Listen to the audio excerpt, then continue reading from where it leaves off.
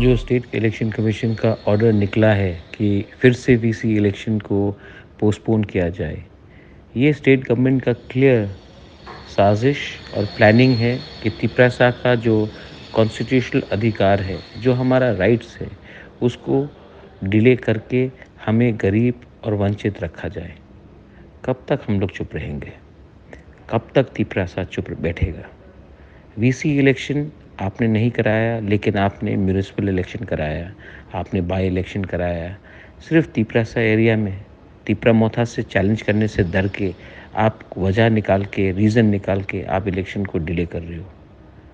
कब तक आप हमारे तिपरासा को वंचित रखोगे? कब तक आप हमारा तिपरासा का अधिकार को आप दबा के रखोगे? तिपरामोथा चुप नहीं बैठेगा। तिपरामोथा बाहर निकलेगा और तिपरामोथा कॉन्टेस्ट करेगा। ये जो ऑर्डर निकला है हाई कोर्ट ऑर्डर के ख़िलाफ़ है।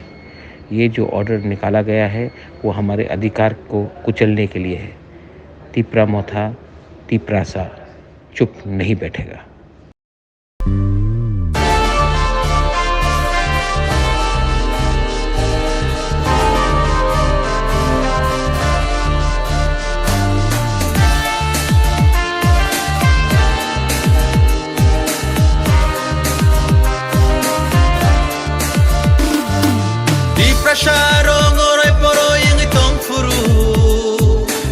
Prasaro goroy poroy ngai tong furo Thumsa klaina bagui khorang rekha